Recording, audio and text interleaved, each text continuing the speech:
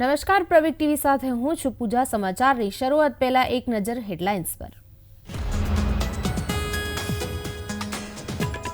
Indigo ફ્લાઇટનું ખરાબ હવામાનના કારણે ઢાકામાં ઇમરજન્સી લેન્ડિંગ, તમામ મુસાફરો સુરક્ષિત।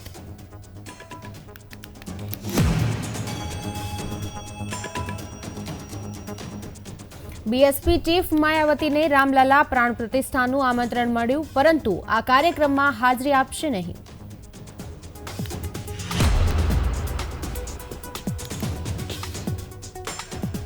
લીકર પોલિસી કેસમાં સીએમ કેજરીવાલને ઈડીએ મોકલ્યું ચોથું સમન્સ। 18 જાન્યુઆરીએ પૂછપરછ માટે બોલાવ્યા।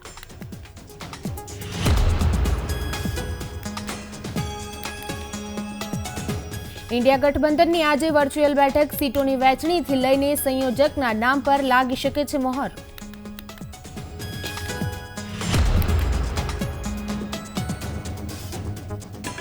દિલ્હીવાસીઓ હાડ થીજવતી ઠંડીમાં ઠૂંઠવાયા। સતત બીજા દિવસે તાપમાનનો પારો 5 ડિગ્રી સુધી પહોંચ્યો।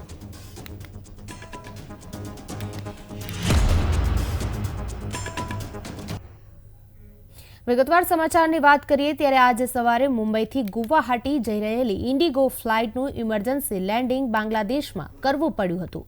ઢાકા એરપોર્ટના અધિકારીઓને ભારતીય વિમાનના ઇમરજન્સી લેન્ડિંગની માહિતી મળી હતી। ફ્લાઇટનું લેન્ડિંગ ઉતાવળમાં કરવામાં આવ્યું હતું। આ પછી તપાસમાં જાણવા મળ્યું કે ગાઢ ધુમ્મસને કારણે ફ્લાઇટનું ગુવાહાટી એરપોર્ટ પર લેન્ડિંગ કરી શકાયું ન હતું। તેથી ફ્લાઇટને આસામથી 400 કિલોમીટર દૂર ઢાકા તરફ ડાયવર્ટ કરવામાં આવી હતી। વિમાન અને તમામ મુસાફરો સુરક્ષિત હોવાની માહિતી મળી છે। મુંબઈ યુથ કોંગ્રેસના પૂર્વ પ્રમુખ સુરજસિંહ ઠાકુરે આ અંગેની માહિતી સોશિયલ મીડિયા પર પોસ્ટ કરી હતી।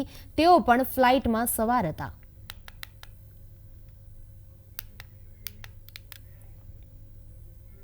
એન્ફોર્સમેન્ટ ડિરેક્ટોરેટે એક્સાઇઝ કૌભાંડમાં દિલ્હીના મુખ્યમંત્રી અરવિંદ કેજરીવાલને ચોથું સમન્સ જારી કર્યું છે।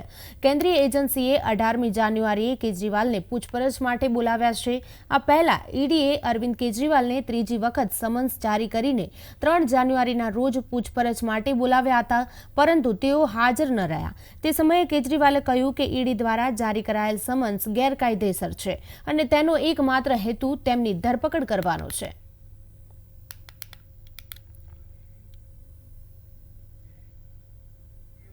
પૂર્વ કોંગ્રેસ અધ્યક્ષ રાહુલ ગાંધીની ઇમ્ફાલથી શરૂ થઈ રહેલી ભારત જોડો ન્યાય યાત્રાના એક દિવસ પહેલા કોંગ્રેસે ઇન્ડિયા એરલાઇન્સમાં સામેલ પક્ષોની બેઠક બોલાવી છે। આજે યોજાનારી વિપક્ષી પાર્ટીઓની વર્ચ્યુઅલ બેઠકમાં પક્ષો વચ્ચેની સીટની વહેંચણી અને બિહારના મુખ્યમંત્રી નીતિશ કુમારને મહાગઠબંધનના સંયોજક બનાવવા અંગે ચર્ચા થઈ શકે છે। જોકે હજુ સુધી બેઠકનો એજન્ડા જાહેર કરવામાં આવ્યો નથી। આ વખતે યોજાનારી વર્ચ્યુઅલ બેઠકમાં ઘણા પક્ષના નેતાઓ પણ ભાગ લઈ શકે છે।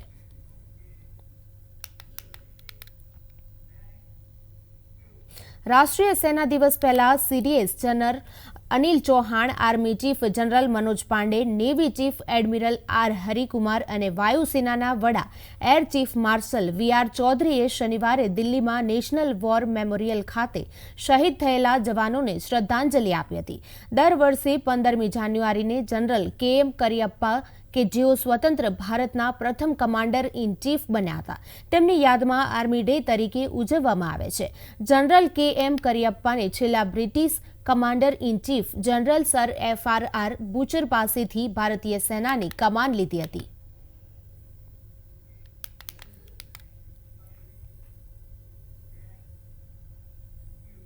26મી જાન્યુઆરીના રોજ યોજાનારી પ્રજાસત્તાક દિવસની પરેડ માટેનું રિહર્સલ રાજધાની દિલ્હી ખાતે કરવામાં આવ્યું।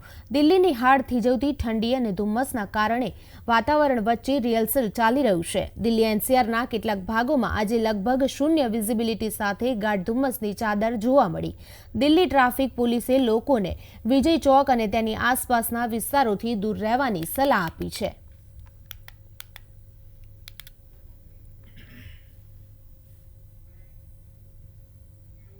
ઉત્તર ભારતના તમામ રાજ્યોમાં કડકડતી ઠંડીએ લોકોની મુશ્કેલીમાં વધારો કર્યો છે। હવામાન વિભાગના જણાવ્યા અનુસાર આગામી દિવસોમાં રાજધાની દિલ્હી સહિત અન્ય રાજ્યોમાં પારો વધુ નીચે જવાની શક્યતા છે। રાજધાની દિલ્હી આજે ધુમ્મસની ચાદરમાં લપેટાયેલું જોવા મળ્યું હતું। ધુમ્મસના કારણે ઘણા વિસ્તારોમાં વિઝિબિલિટી નહીવત રહી હતી।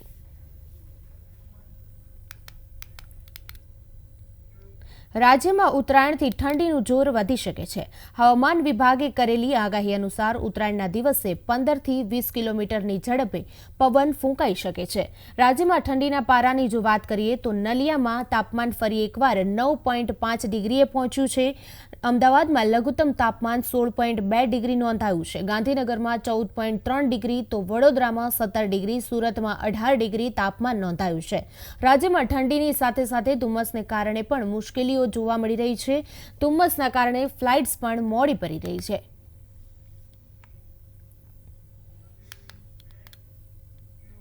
રાજ્યપાલ આચાર્ય દેવવ્રતે શુક્રવારે રિવરફ્રન્ટ ખાતે ચાલી રહેલા ફ્લાવર શોની મુલાકાત લીધી। આ મુલાકાત દરમિયાન તેમના સાથે લેડી ગવર્નર દર્શના દેવી અને પરિજનો પણ હાજર રહ્યા હતા। તેમણે ફ્લાવર શોના વિવિધ આકર્ષણો નિહાળ્યા હતા, અનેક સ્કલ્પચર અને રાજ્યપાલને બિરદાવ્યા હતા। આ મુલાકાત દરમિયાન અમદાવાદના mayor Pratibha Jain, deputy mayor Jatin Patel, standing કમિટીના ચેરમેન દેવાંગ દાણી, કોર્પોરેશનના પદાધિકારીઓ, અધિકારીઓ સહિતના લોકો ઉપસ્થિત રહ્યા હતા।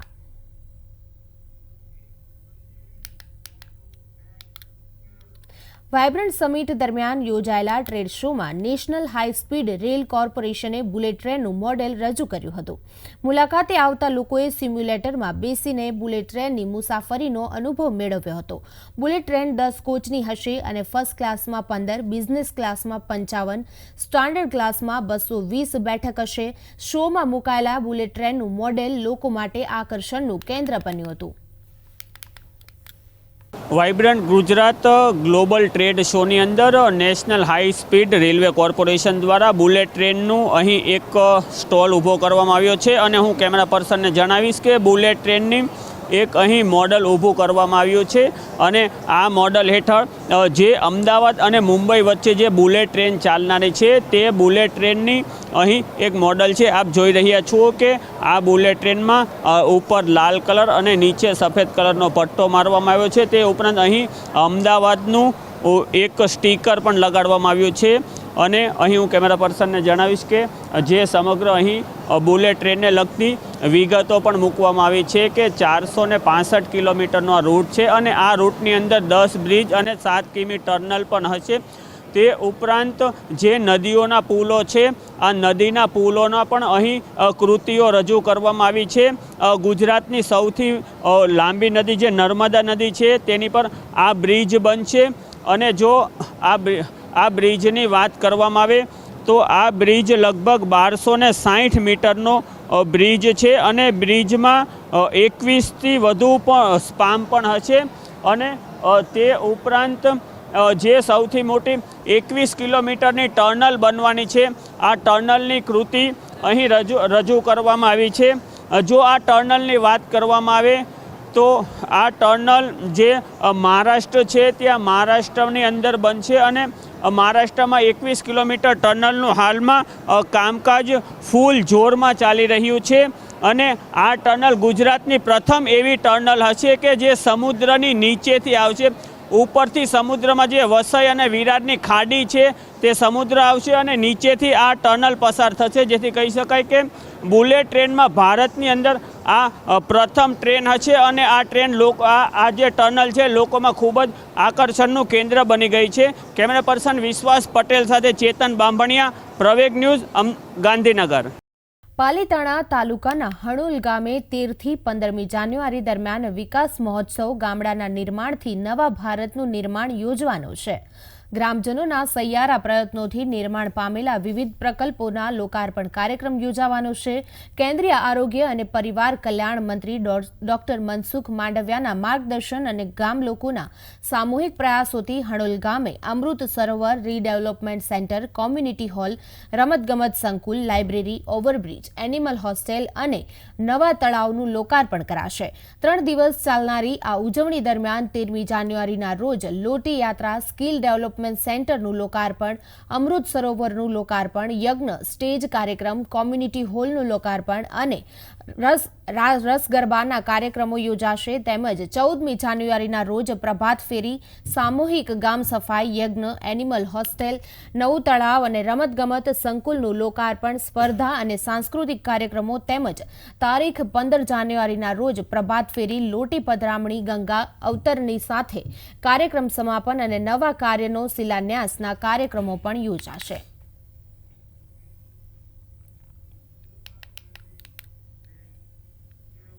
યાત્રાધામ અંબાજી ખાતે યોજાઈ રહેલા સાધુ સંતોના શાહી સ્નાનના કાર્યક્રમને લઈ આજે બીજો દિવસ છે. શ્રી શંભુ પંચદશ નામ આહવાન અખાડાની ધર્મધજાનું રોહણ કરવામાં આવ્યું હતું, જેમાં માનસરોવર કુંડ પાસે આવેલા ભોલાગીરી મહારાજની ધૂણીએથી નાગા સાધુઓએ ભસ્મ ચોડી દિગ્વિજય નિશાનની પૂજા અર્ચના કરી હતી. હજારો વર્ષ પૂર્વે આદિ જગતગુરુ શંકરાચાર્યએ આ દિગ્વિજય નિશાનની પૂજા અર્ચના કરી હતી. તેના ત્રીજા દિવસે સાધુ સંતો દ્વારા શોભાયાત્રા નીકાળી શાહી સ્નાન માટે જતા હોય છે. આજે આ દિગ્વિજય નિશાનને ધર્મની ધજા સ્થળે લઈ જઈ પૂજા અર્ચના કરી ભગવાન ભોલેનાથનો જયકારો કર્યો હતો. राम जी का बहुत ही अनुकंपा से इतने साल की प्रयास से आज हम लोग मंदिर की स्थापना करने का बहुत करीब पहुंच चुके हैं एवं अभी जो व्यवस्था है विशेष संत लोगों को वहाँ पे आमंत्रित है, जिन लोगों को सरकार व्यवस्था दे रही है. ये छोड़ के और भी जो अभी तक व्यवस्था में भारत में कई लाख सन्यासी है, सभी के एक साथ अगर पहुँचेंगे व्यवस्था सही नहीं तरह से नहीं चल सकती है. तो जो लोग अभी मुझे सुन रहे, जो भी संत महात्मा सभी से निवेदन है, अभी 22 तारीख का कार्यक्रम जब पूर्ण हो जाए तब हम लोग सबको मिलकर आराम से फिर जाना आना चालू रखेंगे. और बहुत ही दिव्य कार्यक्रम की व्यवस्था किया सरकार अभी तक न्यूज़ चैनल के माध्यम से एवं हमारे वहाँ पे उपस्थित जो भी संत लोग हैं उन लोगों के द्वारा जानकारी के माध्यम से बहुत ही दिव्य व्यवस्था चालू रखी है. मैं तो सरकार को बहुत धन्यवाद बोलूँगा जो एक महान भगीरथ कार्य को उन्होंने व्यवस्था में एक भव्यता लाई है. In my mind was to visit all Shakti Peethas, and this is amazing invitation for me because I am studying by the heart of Sita Mata by Ambaji, and I'm very happy to here to meet all the Naga Sadhus and going together at Sankranti to Bas and celebrate Sasangat, and everyone should come. હવે વાત કરીએ રામ મંદિર પ્રાણ પ્રતિષ્ઠા મહોત્સવની.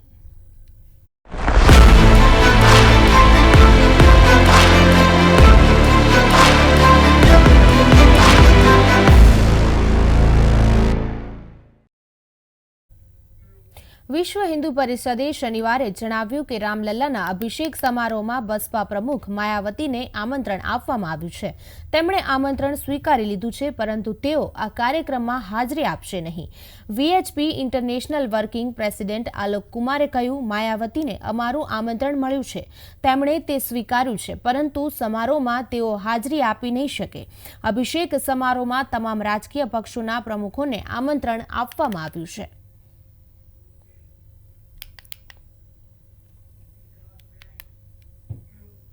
રામ મંદિર ટ્રસ્ટનું પ્રતિનિધિત્વ કરતા એક પ્રતિનિધિ મંડળે શુક્રવારે રાષ્ટ્રપતિ દ્રૌપદી મુર્મુ સાથે મુલાકાત કરી તેમને 22મી જાન્યુઆરીએ અયોધ્યામાં યોજાનાર પ્રાણ પ્રતિષ્ઠા સમારોહમાં હાજરી આપવા માટે ઔપચારિક આમંત્રણ આપ્યું. આ પ્રતિનિધિ મંડળ વિશ્વ હિન્દુ પરિષદના કાર્યકારી પ્રમુખ આલોક કુમાર, રાષ્ટ્રીય સ્વયંસેવક સંઘના નેતા રામલાલ અને રામ મંદિર નિર્માણ સમિતિના અધ્યક્ષ નૃપેન્દ્ર મિશ્રા સામેલ હતા.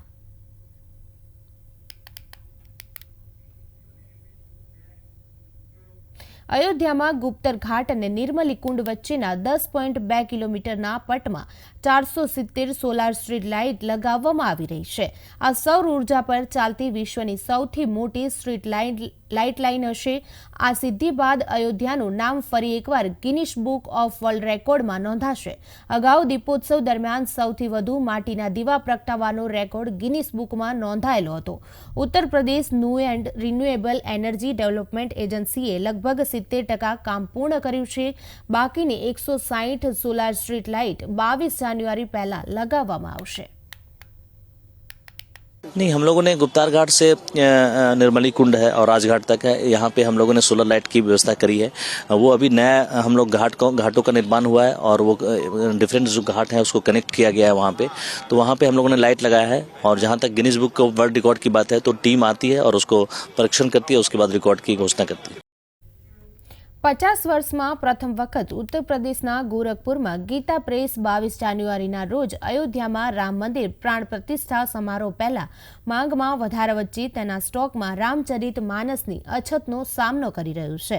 ગીતા પ્રેસના અધિકારીઓના જણાવ્યા મુજબ માંગ આગામી દિવસોમાં ચાલુ રહેવાની સંભાવના છે, જેમાં મોટી સંખ્યામાં ભક્તો અયોધ્યામાં ઉમટી પડશે.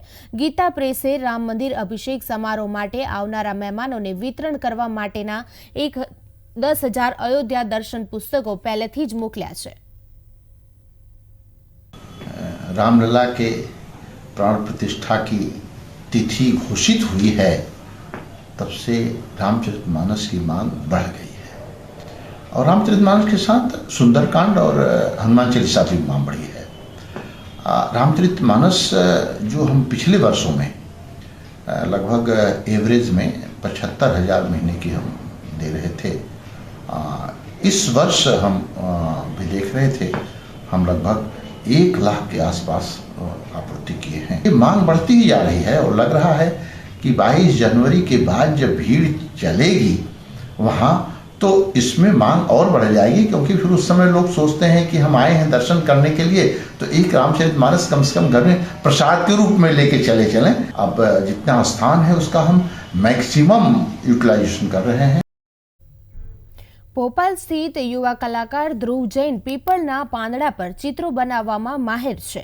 હાલમાં તે અયોધ્યામાં રામ મંદિરના અભિષેક સમારોહની યાદમાં આર્ટવર્ક તૈયાર કરી રહ્યો છે.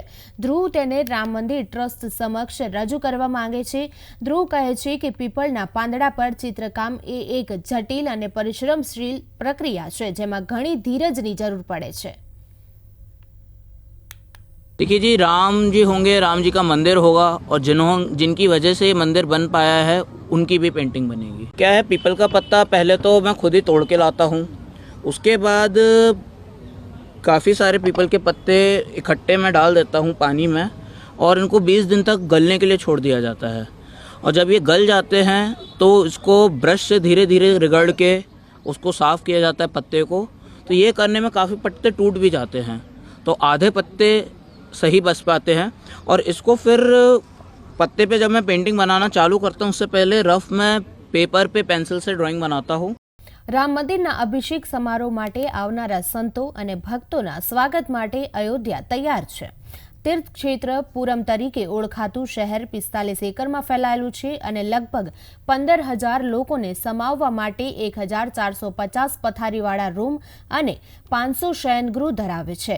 યોગ્ય વ્યવસ્થા સુનિશ્ચિત કરવા માટે ટેન્ટ સિટીને 6 વિભાગોમાં વિભાજિત કરવામાં આવ્યું છે, જેમાં દરેક વિભાગમાં ભોજન સાથે રસોડું છે, જે વિનામૂલ્યે પીરસવામાં આવે છે.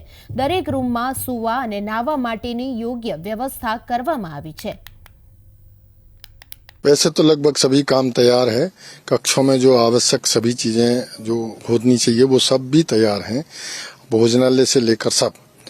बाकी थोड़ा बहुत फिनिशिंग का काम रह गया है और थोड़ा जो सामग्री या ऐसा रहता है वो सब भी पूरा हो जाएगा 2-1 दिन में. संपूर्ण भारत का जो मौसम है वो सब जगह अलग अलग प्रकार का है और यहाँ पर एक साथ संपूर्ण भारत से लोग आने वाले हैं, संत आने वाले हैं.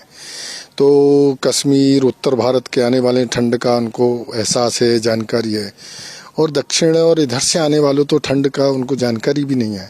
इसलिए उनको पानी गर्म मिले, स्नान ठीक से हो, ये सब के लिए भी हमने यहाँ प्रत्येक नगर में गर्म पानी की, चाय की, कॉफ़ी की ये सब व्यवस्थाएं. અયોધ્યામાં રામ મંદિર પ્રાણ પ્રતિષ્ઠા પહેલા જગતગુરુ રામભદ્રાચાર્યના 75મા જન્મદિવસની ઉજવણી માટે એક વિશાળ યજ્ઞની તૈયારીઓ ચાલી રહી છે. અમૃત મહોત્સવમાં એક સાથે 1008 હવન કરવામાં આવશે. 80 એકર જમીનમાં ફેલાયેલા ભક્તમાલ ઉદ્યાનમાં આ કાર્યક્રમ યોજાશે. યજ્ઞમાં વેદના 1,100 નિષ્ણાંતો, 2,100 યજ્ઞોમાં લગભગ 1.25 કરોડ આહુતિઓ અપાશે. સમારોહમાં 5,000 મહેમાનો હાજરી આપે તેવી શક્યતા છે. हनुमान जी महाराज की कृपा से ही यह राम मंदिर की यात्रा तय हो रही है. उन हनुमान जी महाराज की कृतज्ञता के लिए, आभार ज्ञापन के लिए ये 1008 कुंडी हनुमान महायज्ञ हो रहा है, जहां पर हजारों की संख्या में वैदिक विद्वान और पूज्य गुरुदेव के हजारों शिष्य यहां पर बैठकर लगभग 1.25 करोड़ से अधिक आहुतियां हनुमान जी महाराज की प्रसन्नता के लिए दे रहे हैं. સમગ્ર દેશમાંથી રામ મંદિર માટે ભક્તો ભેટ આપી રહ્યા છે તો તંત્ર પણ તમામ સુવિધાઓ પર ધ્યાન આપી રહ્યું છે ત્યારે ઉજ્જૈન મહાકાલ મંદિર અને જિલ્લા તંત્ર પણ ખડે પગે છે।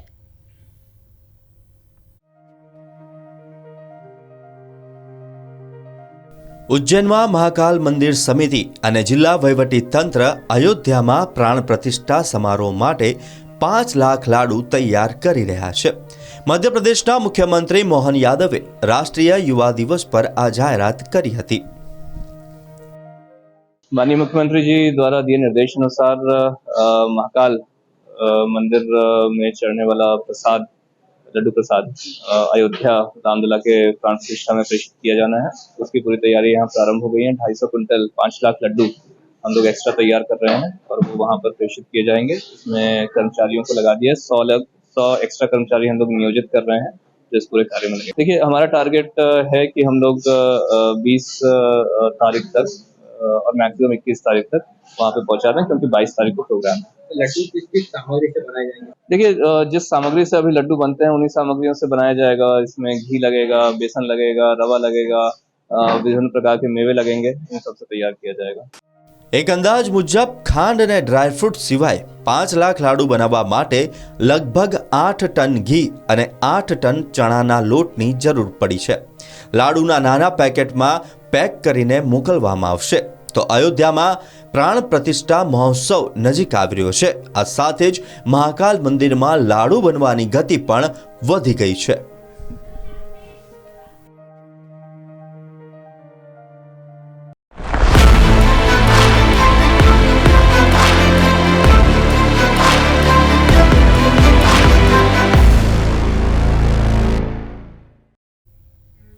નરેન્દ્ર મોદીના અનુયાયીઓ પાસે તેમના અને તેમના કાર્ય માટે પ્રેમ અને આદર દર્શાવવાની અલગ અલગ રીતો છે। આવી જ એક વ્યક્તિ છે ડોક્ટર જૈન યુનિવર્સિટીના શાંતામણી કલા કેન્દ્રના ડીન અવિનાશ કાટે, જેમણે વડાપ્રધાનના 75 પોર્ટ્રેટ તૈયાર કર્યા છે। પોર્ટ્રેટ નરેન્દ્ર મોદીના કાર્ય, લાગણીઓ અને ભારત પ્રત્યેની નિષ્ઠાના પાસાઓને પ્રતિબિંબિત કરે છે। કલાકારે પોર્ટ્રેટને વધુ જીવંત બતાવવા માટે એક્રેલિક રંગોનો ઉપયોગ કર્યો છે। ડોક્ટર અવિનાશ કાટેને તેમના કામ માટે વૈશ્વિક ઓળખ અને વિવિધ રેકોર્ડ પણ મળ્યા છે। આ કાર્ય પાછળનો વિચાર મોદીના નેતૃત્વ અને નવા ભારતના પ્રતિનિધિની ઉજવણી કરવાનો હતો। ये जो 75 पोस्टर्स जो पेंटिंग्स मैंने बनाए हैं ये मोदी जी के जीवन के कार्यों पर और भावनात्मकता के ऊपर आधारित है। जैसे एम को मैंने मास्टर बनाया, ओ को ऑफ, डी को डिवाइन और आई को इंडिया, यानी मास्टर ऑफ डिवाइन इंडिया। ये मेरा ये प्रदर्शनी के पीछे 75 पिक्चर्स के पीछे कॉन्सेप्ट है कि जो भी कार्य मोदी जी ने किए हैं इसी तरह से हम भी कार्य हमारे देश को आगे बढ़ाने के लिए करते रहो। अभी तक के 16 वर्ल्ड रिकॉर्ड इसी कार्य के ऊपर आधारित है और उसमें एक वर्ल्ड रिकॉर्ड ये भी है। इससे पहले मैंने सेव ट्री, सेव एनिमल, स्वच्छता अभियान, वेस्ट में से बेस्ट आर्ट, इस तरह से वेस्ट बॉटल में से बेस्ट आर्ट, इस तरह से मैंने बहुत सारे वर्ल्ड रिकॉर्ड्स कायम किए हैं। આ પોર્ટ્રેટ્સને પૂર્ણ કરવામાં ડોક્ટર અવિનાશને 3 મહિનાના અથાક પ્રયત્નો લાગ્યા। ડોક્ટર અવિનાશ અયોધ્યામાં રામ મંદિરના પ્રાણ પ્રતિષ્ઠા સમારોહ પછી વડાપ્રધાન નરેન્દ્ર મોદીને આ પોર્ટ્રેટ ભેટમાં આપવાની યોજના ધરાવે છે।